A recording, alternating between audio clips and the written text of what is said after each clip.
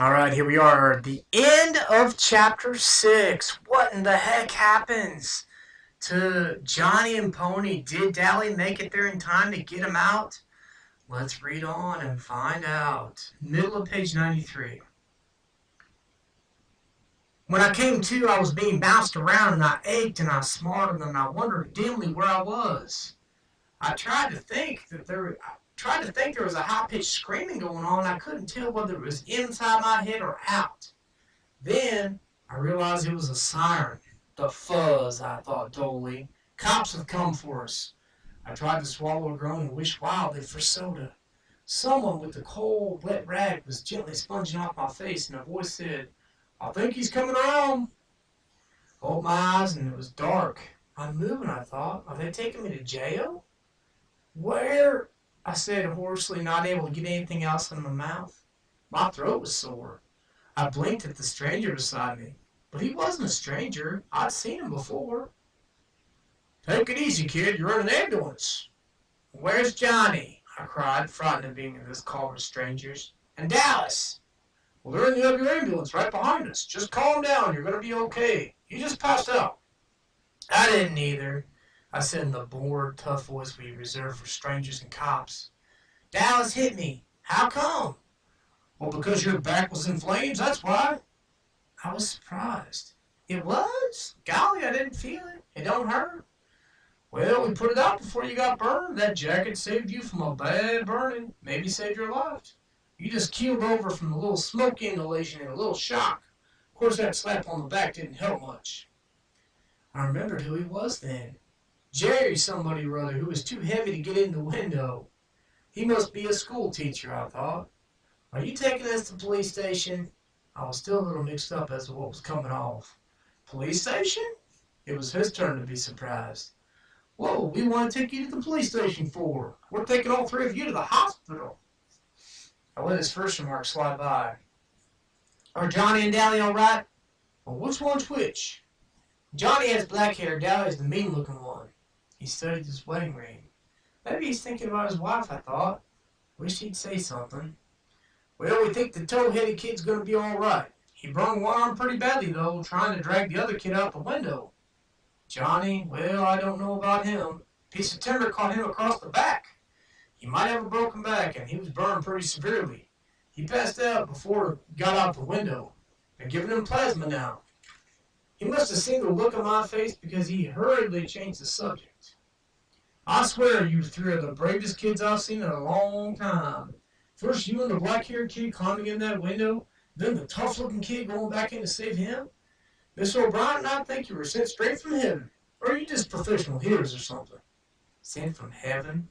Huh, had he gotten a look at good old Dallas? "No, we're gracers," I said. I was too worried and scared to appreciate the fact he was only trying to be funny. "You're what?" "Greasers. You know, like hoods, JDs.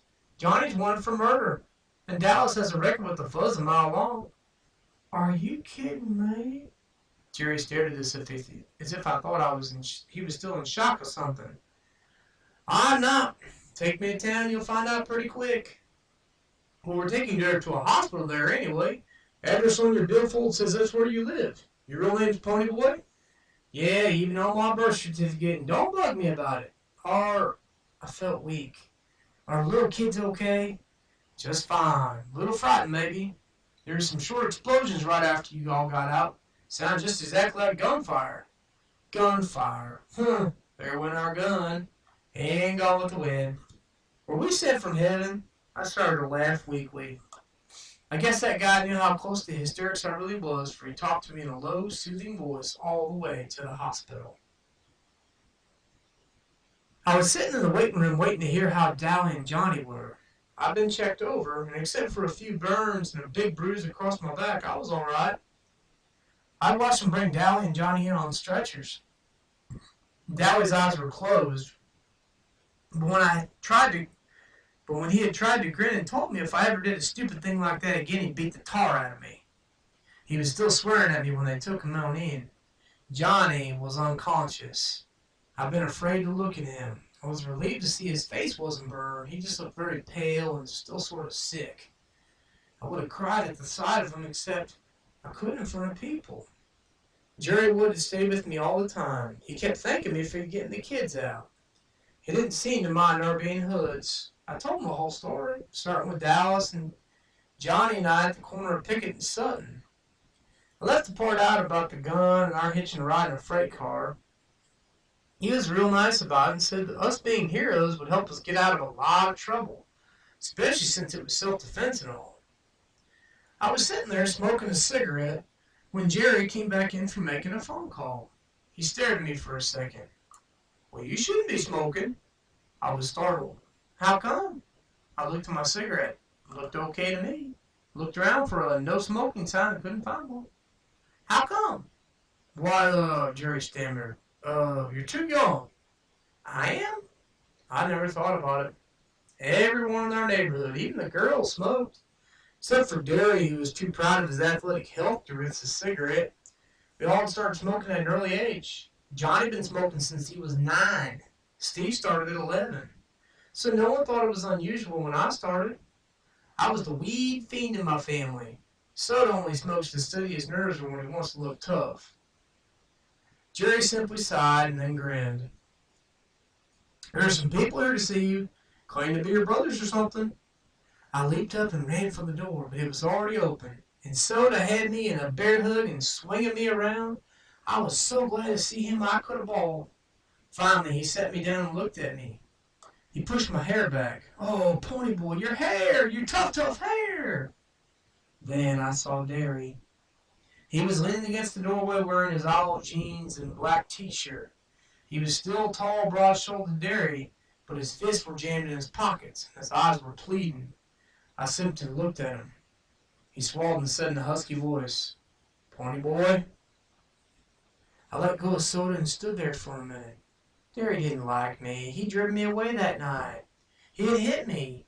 Derry hollered at me all the time. He didn't give a hang about me. Suddenly I realized, horrified, that Derry was crying. He didn't make a sound, but tears were running down his cheeks. I hadn't seen him cry in years, not even when Mom and Dad had been killed. I remembered the funeral. I sobbed in spite of myself. Soda had broken down and bawled like a baby, but Derry had only stood there, fists jammed in his pockets and that look on his face, that same helpless, pleading look he was giving right now. In that second, what Soda and Dally and Two-Bit had said had been trying to tell me came through.